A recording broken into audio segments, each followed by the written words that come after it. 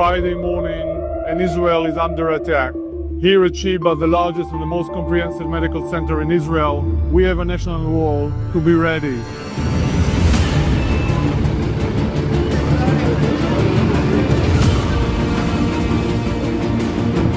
אנחנו במלחמה. אנחנו מרוכזים עכשיו במעבר משגרה לחירום. הנחת העבודה שלנו שאנחנו מקום מאוים.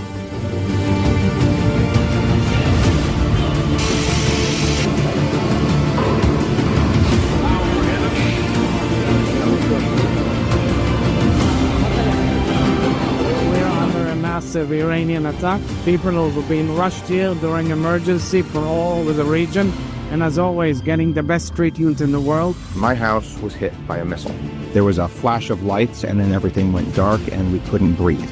I took my 2-month-old baby, threw over one shoulder, and made way for my wife and my 2-year-old to get out of the destroyed shelter. And that's when we knew we had been saved.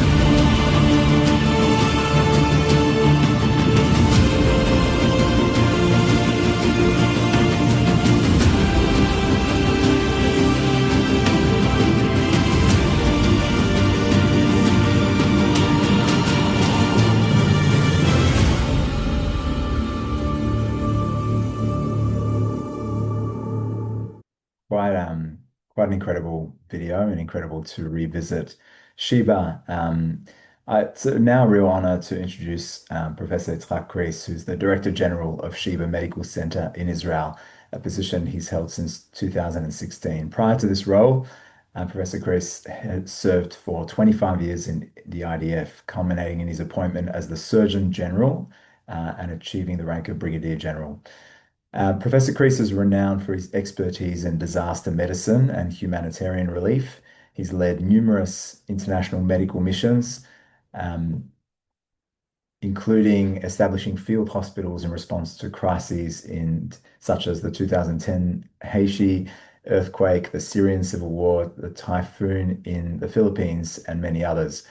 His academic credentials include a medical degree from the Hebrew University, a master's in health administration from Tel Aviv University, and a master's of public administration from Harvard University.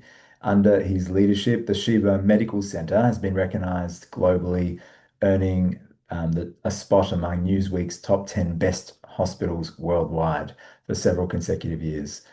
Sheba Medical Centre is located in Tel HaShomer in Ramat Gan, and it's Israel's largest and most comprehensive hospital. It was established in 1948 and includes a general hospital, a maternity hospital, pediatric hospital, and a rehabilitation hospital, which we had the privilege of visiting. The centre is affiliated with Tel Aviv University and is also a hub for medical research and innovation, conducting approximately 4,000 research studies annually. Sheba's commitment to excellence and innovations solidified its reputation as a leading institution in global healthcare. In fact, I know that the Sheba medical team has been working closely with Australia as well, and I'm sure we will hear more about that. It's now an honor and a privilege to welcome Professor Kreiss. Welcome, Professor. Shalom, Alon. Shalom. Good evening to you in Australia. Can you hear me well?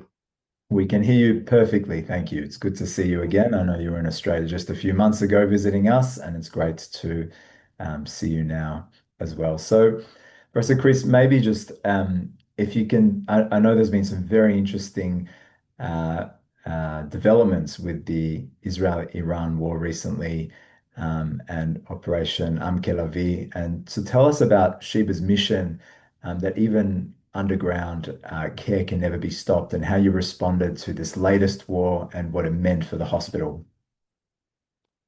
The Israeli healthcare system in wars, especially in a war like this, has several missions. And Sheba, as the largest hospital in Israel and the most comprehensive one, is even at the front of the healthcare system.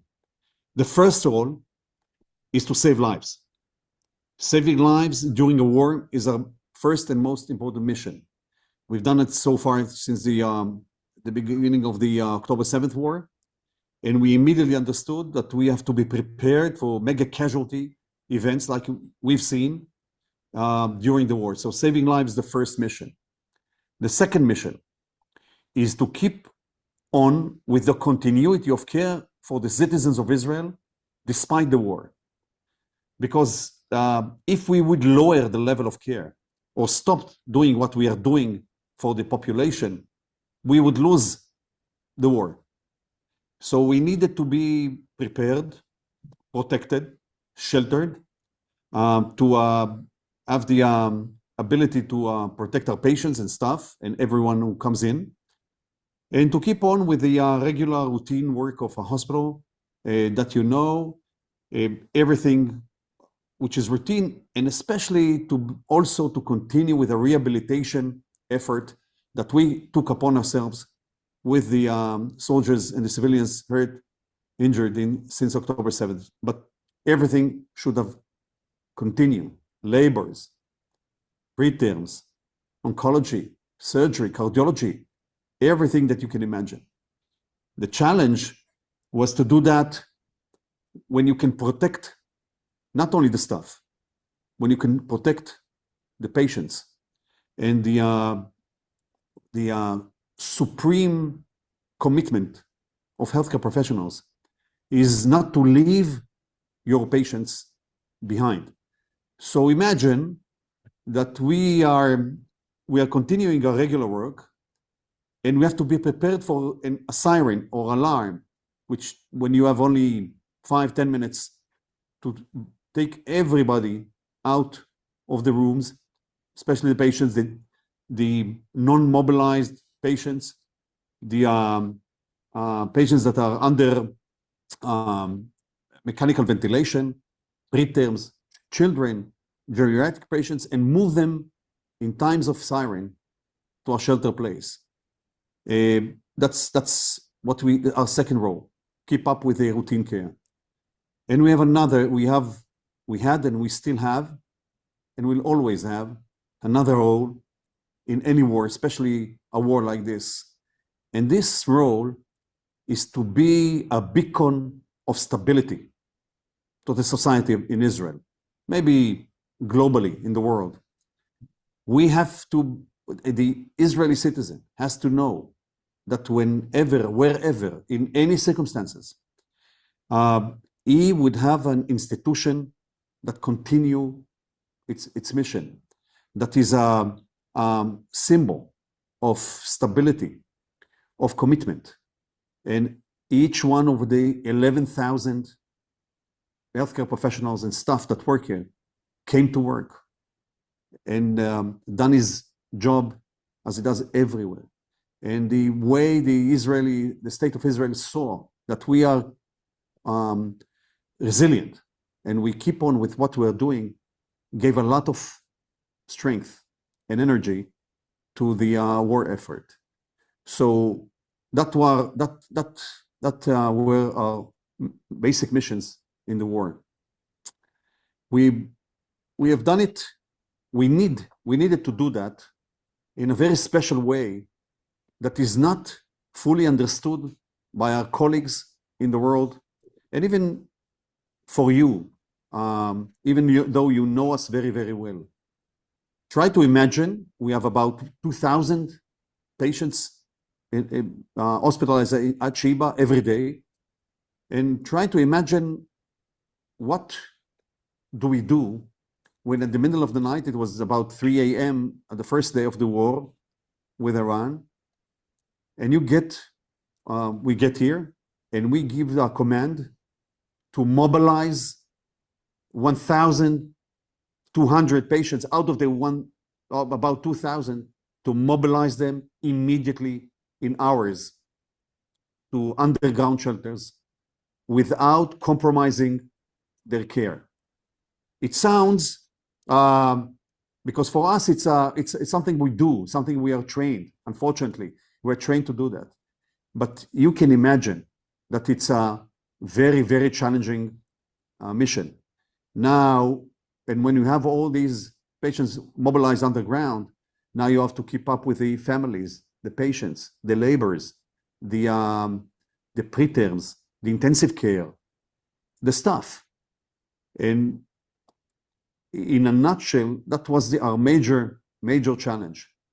I'm very happy that we've done it very well, because gradually we could have increased the capacity from 1,000 to 1,200 and then even more than that. And as I said to the President of the State of Israel and to the government, we will be an anchor. We will be strong enough to provide the decision makers enough time to achieve the goals of the war. That was the main of what we've done in the last 2 weeks.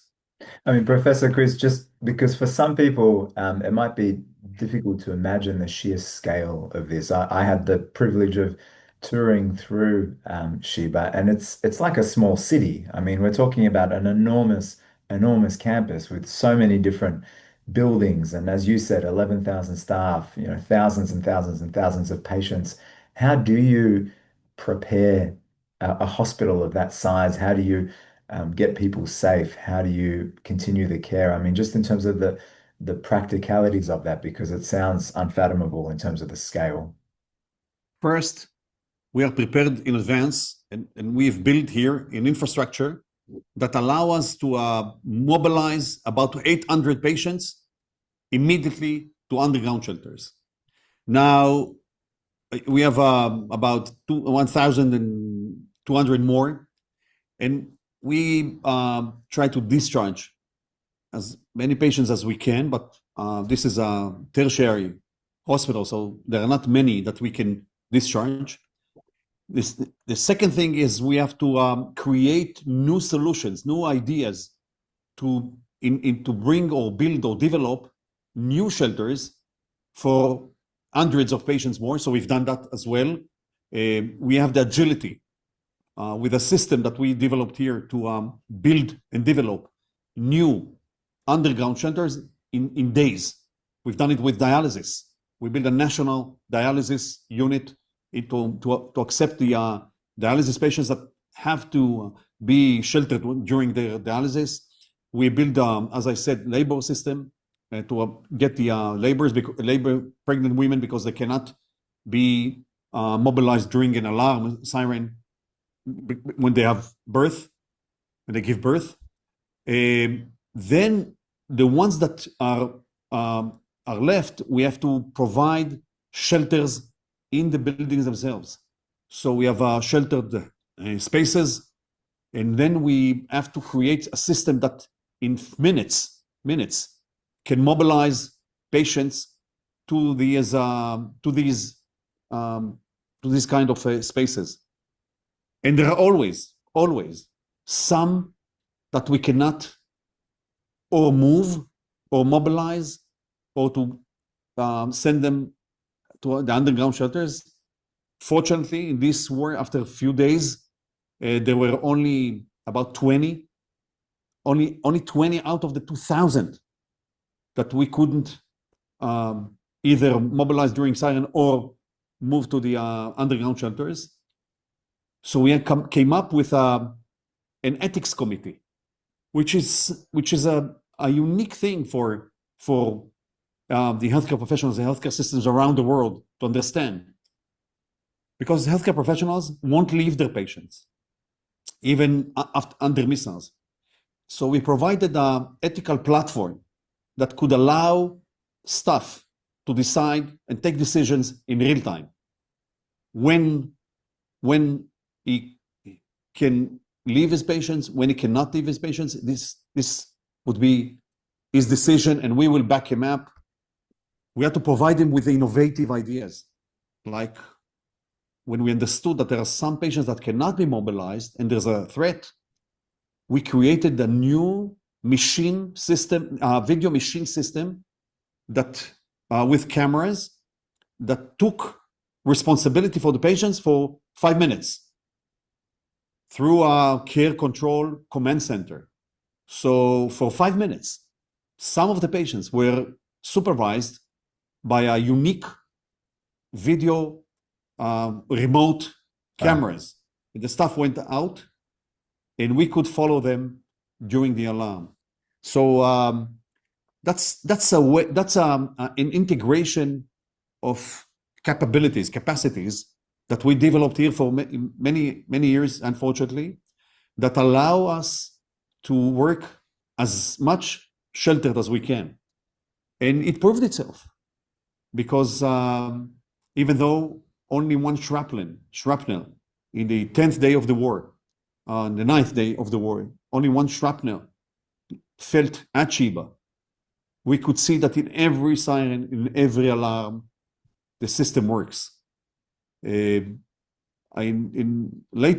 probably I'll be happy to share some more innovative ideas, how we can do that during war like this.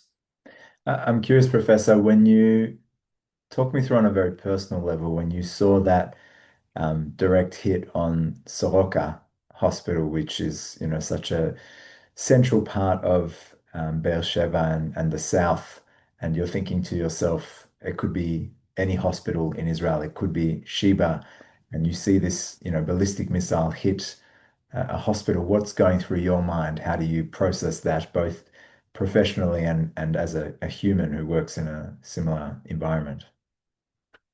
I'm not sure you've heard that the clip that was shown at the beginning, the only sentence that the clip took for me was in Hebrew. I said it in Hebrew. This was the first day of the war.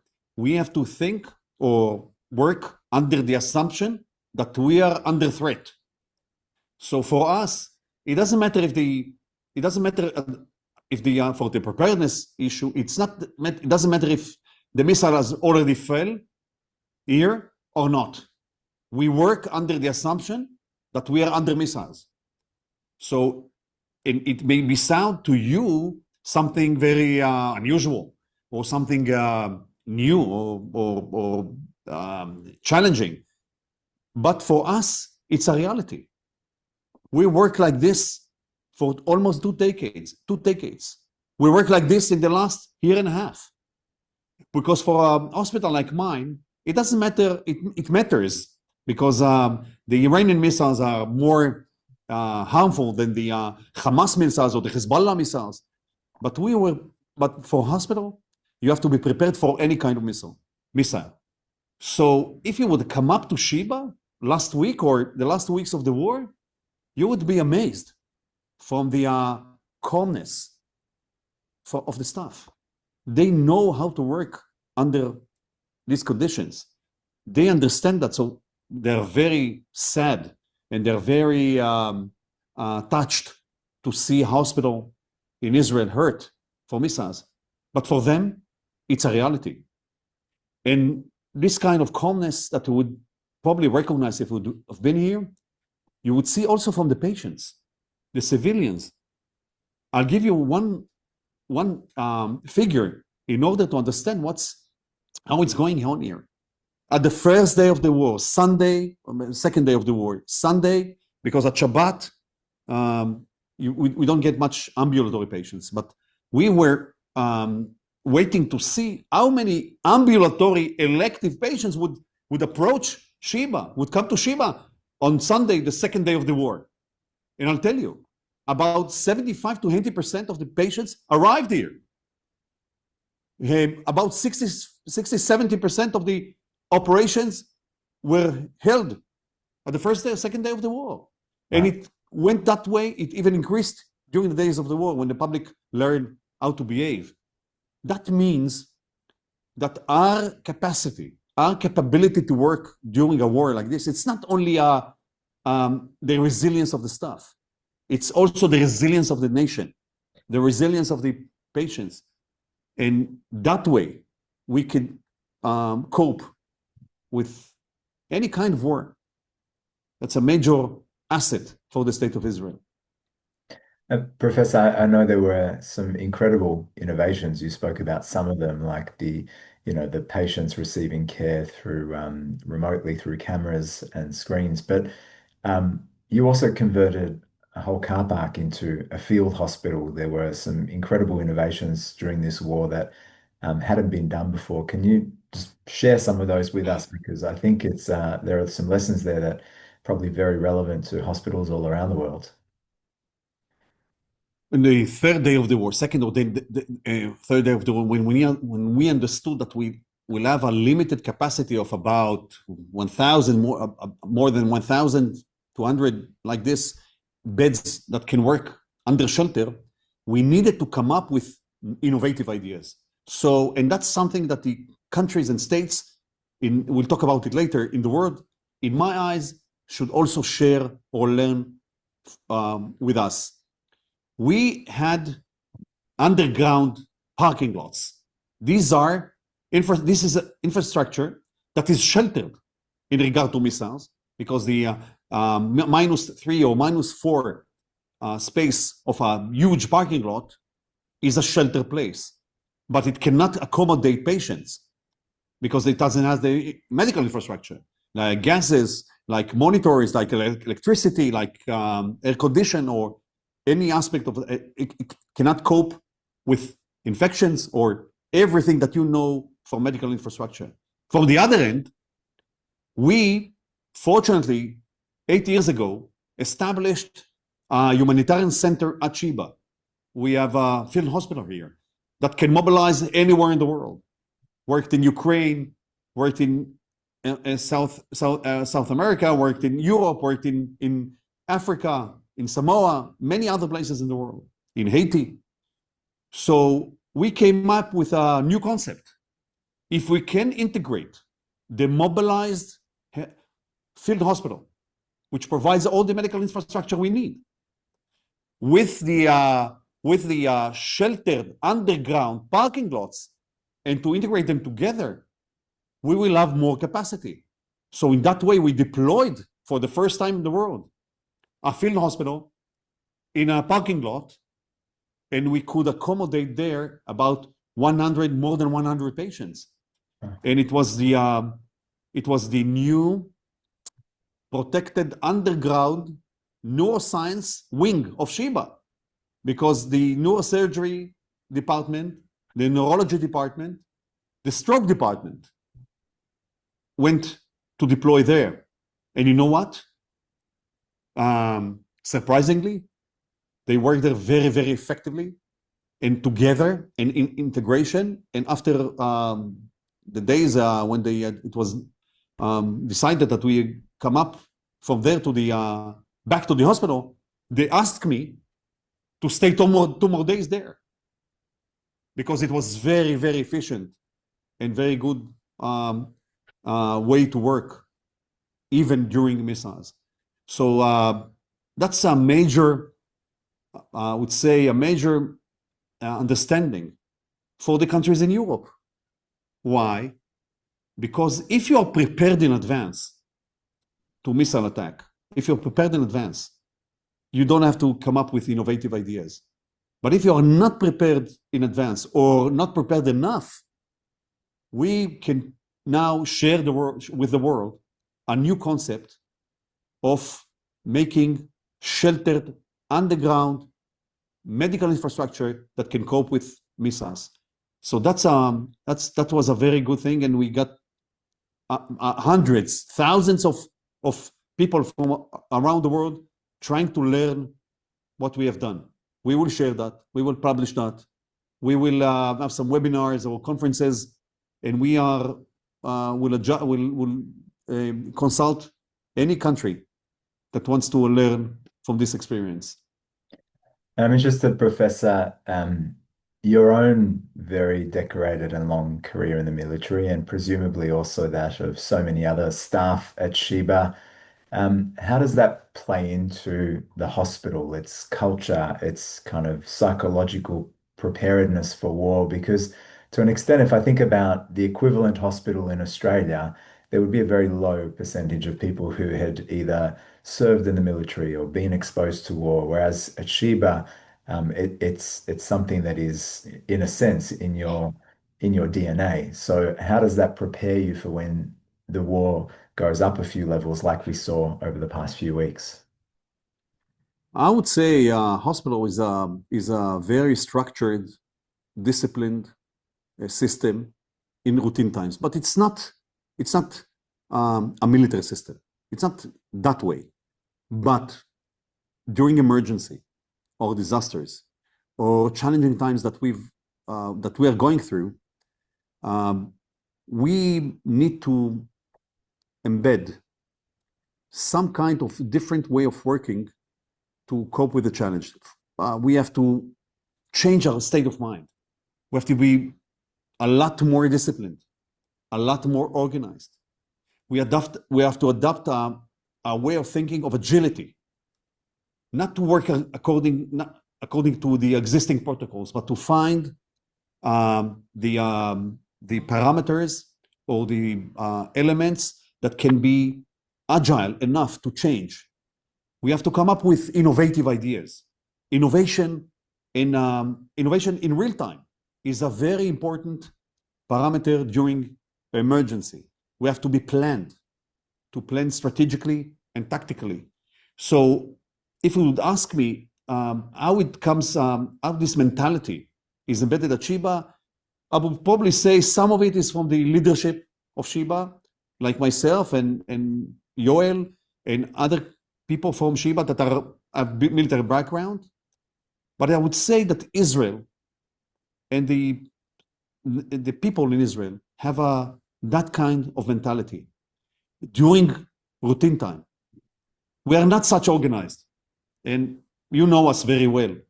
We are a bit balagan during routine times. We have everybody here has something to say, or we are very thoughtful on everything. But during emergency, we behave different. We know how to come up in order and discipline, in joining hearts and hands, to integrate, to think outside of the box, to come up with innovative ideas. I'll give you several examples, or two examples. As I said, the ethics committee, and I said the remote control of the patients.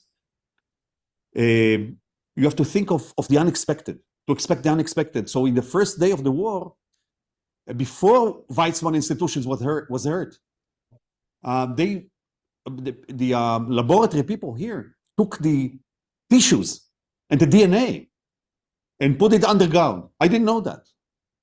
So moment after Weizmann institution was hurt, I came up to the war room, the command room, and said, let's protect our tissues and our DNA and our assets. And they said, don't worry, it's already there. So that's our way of working, expecting the expected. The ethics committee is a way of working, structured, discipline under uncertainty. So I would say it's a combination of being an Israeli, a combination of experience, and also in a way our military background, not only of the leadership, every person, men and women in Israel. And in a moment, I want to remind everyone who's watching us, we've got Professor over 150 people who've joined us tonight to hear you. And I want to encourage everyone to also use the questions and answers component of the webinar to ask questions, and we will be fielding them throughout. So please ask all your questions. It's a wonderful opportunity to engage. And I'm curious then, Professor, you were in Australia just a few months ago, and in large part it was to build bridges, build connections with the medical profession in Australia, with hospitals in Australia, to collaborate on innovation. There's two things that I'm curious about. Firstly, how have those Australian medical professionals reacted, during the most recent war? Has there been an ongoing dialogue? Have any reached out? And is there any innovation that has been, fast-tracked since you were here, that has potentially advanced quicker than expected because of what's been happening over the past few weeks or few months? I'll tell you, we were amazed. I don't want to say surprised, but amazed from the amount of support and identification and the commitment we felt from our Australian colleagues. And it's I cannot say by a chance, but we've been there in beginning of this year. We had the ARC Summit. ARC is our global innovation healthcare platform that we've created here. We had the first out of Israel summit there in the Pacific in Australia.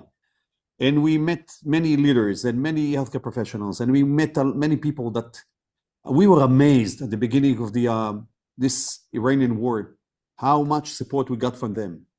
And it's not only to pick up the phone or write a mail and say, we are with you. It was to the bottom of what healthcare professionals can share. What do you need? What we can send you? Is there something that is any kind of knowledge that we can provide? We felt that. And you asked me also, what was accelerated from there? And I'll tell you, I think the world has learned that, as we say, Israel is a startup nation. You could see the outcomes.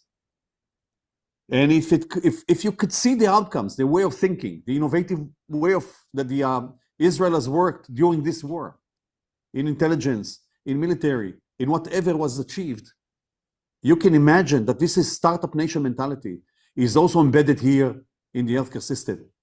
And what was accelerated is that we looked at Australia, and probably I'll mention that again. When I came to Australia, I said that when we established the ARC global system, the ARC innovation global system, we, as Israelis do, went to the West. We went to the United States, to Europe, to Canada. This is very natural in Israel. But then we've learned that somewhere in the East, in the other side of the globe, there's a nation, Australia, that has an excellent healthcare system, has an aspiration for innovation, and is willing to collaborate. And when we have arrived to Australia, we decided that this is going to be the heart, the hub for the Pacific. And this is what happened with the war. The region, the Pacific region, was created as a region in our innovation platform. And I think it's only the beginning of what we are going to see in that regard. Our Taiwanese colleagues, our Singaporean colleagues, the New Zealanders, the Japanese, the professionals from Hong Kong, from all over the Pacific are standing with us. And this is thanks to what you in Australia have done for seeing the Australia as a hub for the Pacific. And Professor, talk to me about some of the exciting opportunities off the back of this collaboration. So let's fast forward a decade. What's your hopes and aspirations in terms of what's possible between Sheba and Australian hospitals or medical professionals or across, call it the Asia and the Pacific? What does this lead to? We already started. It was a few years ago, but it only gained a lot of acceleration now. We see the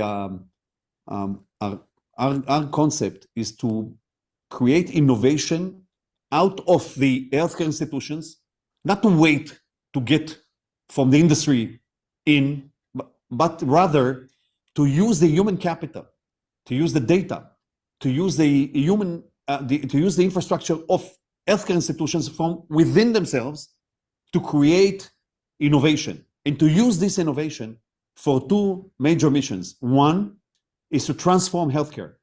And I know that you are struggling in Australia as the same as we do, and the America, and Canada and Europe, to struggle to transform healthcare in order to cope with the challenges of the next decade. Because if we won't do that, if we won't transform, we won't be able to provide the same level of care in a decade. You know that, we know that. So innovation can accelerate and generate transformation. This is one thing we do with our network, with the Australians, as a hub for the Pacific. The second thing is to use innovation for economic growth. We've shown here at Sheba with ARC that when you create innovation like this, you can create patents, companies, and you can create economic growth, not only for the hospital itself, but also for the society, the jobs, and a lot of economic growth that is being created around that kind of innovation. And in this way, this is exactly what we found in Australia with our colleagues in Melbourne, in Sydney. I don't want to mention any kind of hospital, but with the big networks of hospitals in Australia, they are exactly as we are interested in developing innovation from within and generating transformation and economic growth. So if you ask me, Australia, it's not only an excellent healthcare system. I know that I know that every society, every nation, you always have some complaints or criticism on your healthcare system, but it's fine. It's not only in Australia, it's everywhere. But we see the Australian healthcare system, healthcare professionals, the science, the innovation there as a major asset, especially for the Pacific area, to integrate in order to find the ways to achieve our goals. And we've learned, and for Israelis, it's very tough to admit that we cannot do things ourselves or alone. We know that together we can do that, and we're beginning to see the fruits of this collaboration. I invite you, or I'm not sure in what way, to see what happens in September 11 in Israel, in Tel Aviv, when we hold the ARC Summit. And I can tell you that hundreds of people from the Pacific region are coming. I hope, as you hope, I hope that it will be a good time to come to Israel. I assume it will, but it doesn't matter. What matters is the will, the power to do things together, and the integration of people. Thanks, Professor. It's interesting that you talk about the hospitals potentially being drivers of economic growth rather than just cost centers. One of the questions from Shoshana Kosinski, who worked in a large Australian hospital, is that the hospitals seem to be faulty and it's often blamed on being under-resourced.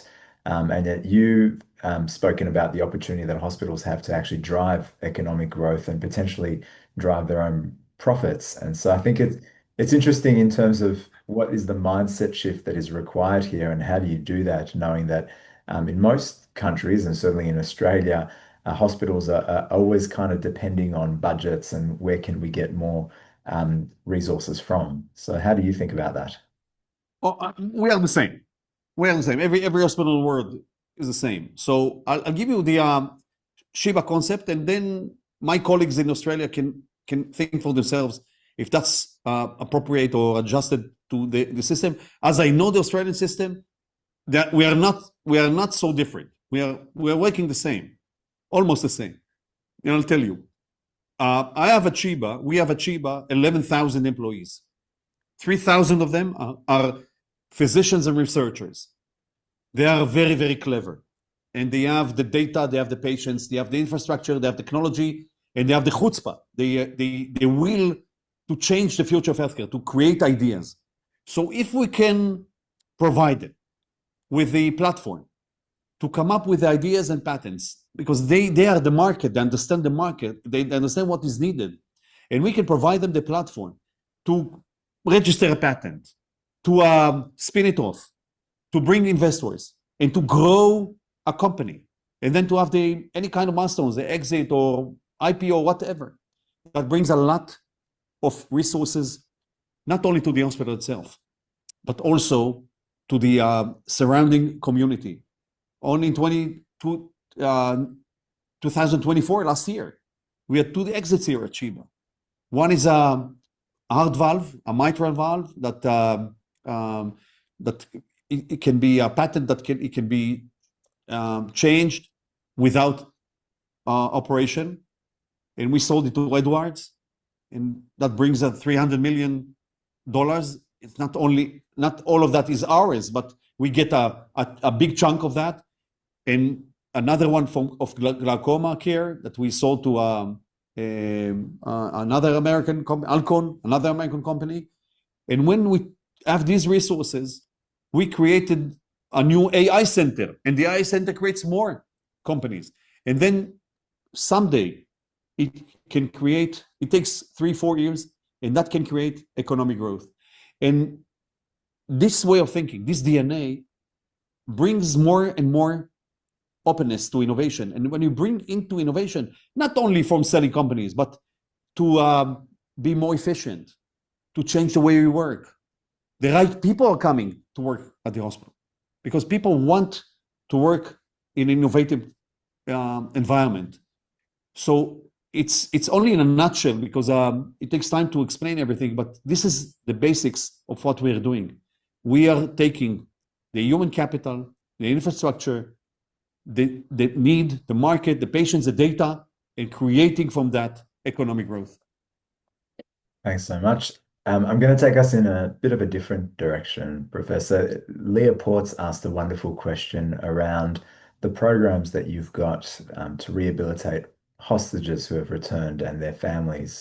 I know that this is something that is very dear to all Israelis, but also to Jews all around the world, and in fact, to a lot of people who care about justice and the hostages. The moment we've accepted the first hostage that came back, actually, I'm not sure it's a by chance, but in 2011, I was the one that accepted Gilad Shalit.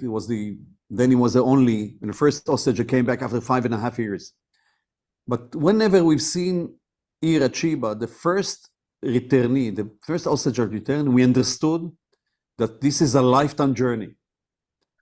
It's not only the returning hostage lifetime journey, it's also the family and the community lifetime journey. And we took a decision.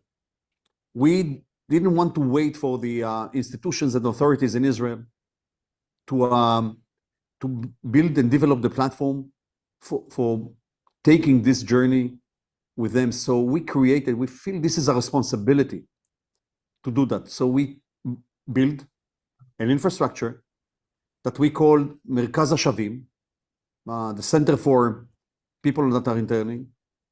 And we are following them for any need, from medical, rehabilitation, family, social, even occupation, to their lifetime journey. We integrated that with the Bituach Leumi. This is the National Security of Israel that joined us. And this way we can allow to provide them many other services. And we are keeping on developing that with tele technologies, we are building here at Sheba a new project, exciting new project, which we call holistic medicine. It's the kind of infrastructure that people need to calm themselves. It's a professional one, very, very innovative in that regard. And we see this as one of our most important missions, not to be here to accept them when they come back for the first days, but to be here, to be with them for life. This is our responsibility. And Professor, one of the things that struck me as I was walking through Sheba was the sheer scale of loss from the war in terms of soldiers who were being rehabilitated and missing limbs, and the long corridors full of people who'd been injured in this last war. And I mean, for me, it was quite shocking, obviously, for those who are working there. You're in this environment day in, day out. I'm curious about two things. Firstly, how do you protect the I suppose staff from the impact of this war and everything that is going on? How do you keep up their resilience? How do you make sure that they are psychologically okay with it all? And then how do you keep up the strength, seeing this constant flood of young people in their prime who are coming in with such horrific injuries and lifelong rehabilitation journeys? What looks to you, or the people that look at us from outside, what looks as a challenging mission or potentially harming experience to work with disabilitated or injured young soldiers or civilians, For us, and I'm not talking about myself or the leadership, I'm talking until the last employee of Sheba, is a privilege. And if you come here, you would feel that. We are strengthened from providing care and rehabilitation to these soldiers. We're fighting for everyone, on everyone. We are willing to accept anyone. 75% of the rehabilitated soldiers are being rehabilitated here. We want everyone to be here. And that's a spirit that if you know us, if you would have been here, you probably would understand. But as you said, sometimes there are people that cannot take the burden. And we have a very structured system to, we call it the resilience system. We have a very structured system to make sure that every manager, every leader sees the people with them that working with them, and he can identify whoever needs assistance or whoever needs mental assistance. It allows for the employees themselves to approach, and it's done with a very sensitive and discreet system. We are aware of that, but I'll tell you, there are not many. There are less than we've expected, because when there's a war, especially in Israel, it's a lot more strengthening for people to do something for the others than to sit back home and not to do anything. So I get a lot of volunteers, a lot of people that don't want to work it. And especially the staff is very, very strong and resilient. And even for us, it's a source, not only for pride, a source for strength to keep up with our missions. Professor, we got a question from Ariane Zare, who said she picked up on your point that we can't always move all patients to safety during a war. And she asked, is it possible to make permanent underground sections of the hospital that can always treat those patients in a safe location if a war does break out? I can tell you, I'm not sure where I will be in the next war. I'm not sure when the next war will be, because in Israel you cannot say that. But for sure, if I'm here and there's another war, all the patients here would be underground, sheltered, and protected. That's what we are working on today. We are building a new protected, sheltered, preterm, neonatal intensive care unit. I don't want to move anymore. It's the third time that I mobilize the intensive care preterm to mobilize a 700-gram baby. This is the last time I'm going to do that. So we're building a new, preterm neonatal intensive care unit. This is the first time I'm mobilizing dialysis patients. So we're building a new protected, sheltered dialysis unit.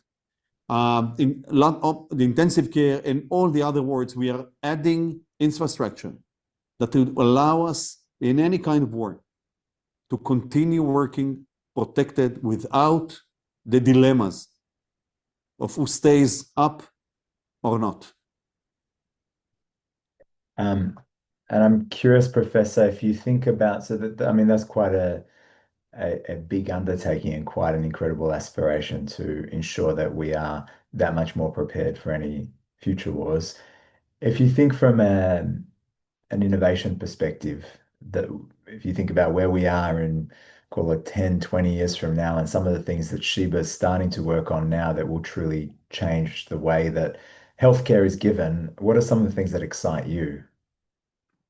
I think the most important thing, and I would say the most important revolution, and in my eyes, the first revolution that has the potential to truly change the future of healthcare is AI revolution. If you look back 3,000 years ago and now, we are still doing the same way of decision making in medicine. We have a lot of technology, a lot of research, a lot of new modalities, but the essence of the practice is the same. I'm sure that the AI revolution does not have only the potential to assist us or to augment us. I'm sure that this revolution has the potential to change the way we provide care. And I'm not talking about changing or replacing human intelligence. I'm talking about a new concept that we are developing it here. The integration between a human and artificial intelligence. We call it HAI, human artificial intelligence.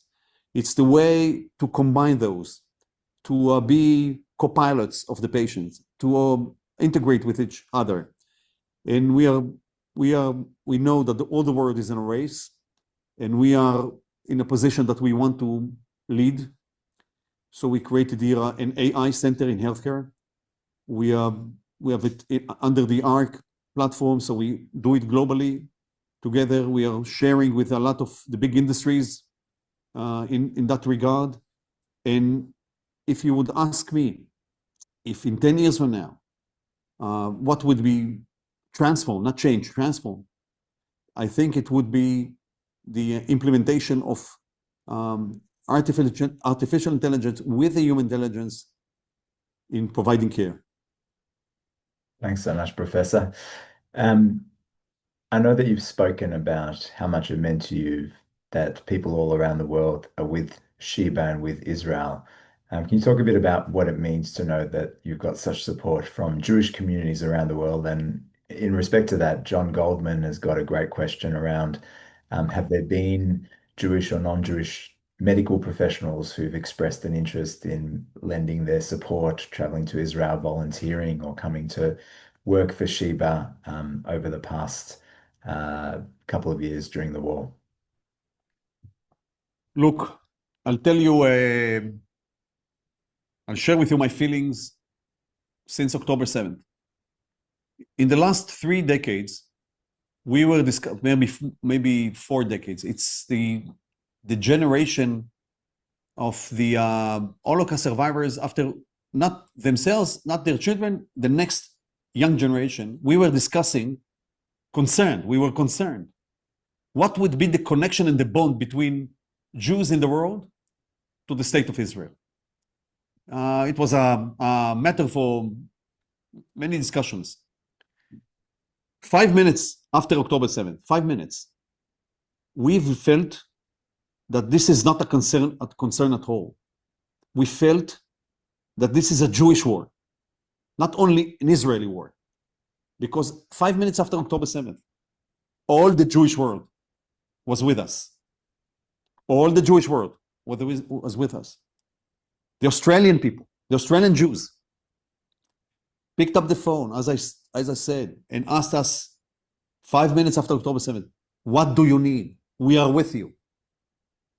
We are, and we are the only nation, only people in the world that you want to come to his country when the country is in a state of war. We've seen them coming here, as you said.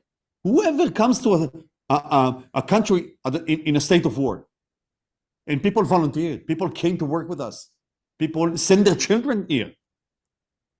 So we were always strong. We will stay strong. We will endure. We are overcoming. We won the last Iran war. But in that regard, for the first time for me, it was very, very strengthening to know that the Jewish world is with us. It strengthens our resilience. We can do, we are strong, but we needed to know that you are with us. And it was exactly what happened 2 weeks ago. I felt that you all felt more Jewish, because you still feel, this is your war as well. And I know that you pay a price for that. I know that that brings anti-Semitism. I've been in Australia. I've seen it. I felt it. And I know, I want you to know that this is more something that I appreciate more, something that I value more. To know that you stand with us, you are willing to pay the price. And I can share with you, I can tell you that this is the right way to go. We have a long history, but we are changing that. I hope that things would be better here, and also that the world will understand us better. When you'll be here, I'll share with you more stories. How Sheba is a hospital of peace. How many Palestinians are being treated today. Palestinian Authority are being treated today at Sheba. How we are extending a hand all over the world. And maybe that would be something that will provide you with more trust, understanding, or to know that we are on the right side of the world. And you helped us feel that. Professor, thank you so much. I think it's incredibly powerful and profoundly meaningful for us as Jews around the world to know that Israel is as innovative and as strong as it is, but also that it is helping the world. We heard your personal history with helping in everywhere from Haiti to the Philippines to Syria, etc. And I think Sheba's medical innovation having such a positive impact on the entire world, not just Israel, is incredibly powerful. I also want to thank you for your powerful words of inspiration and the fact that you did, during a war, take time to come and visit us in Australia and continue to build the collaboration with Australian hospitals. It's very, very special and important for us to know that, notwithstanding the anti-Semitism that we see, the roots of collaboration and the roots of friendship and the bond run very, very deep, well beyond the anti-Semitism we can see on the surface as well. Alon, yes.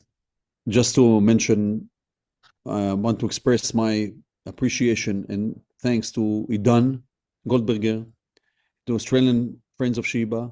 I was just going to invite Idan on. Yeah, I wanted to just to make sure that I mentioned them, because we felt that they've done a great job during the war.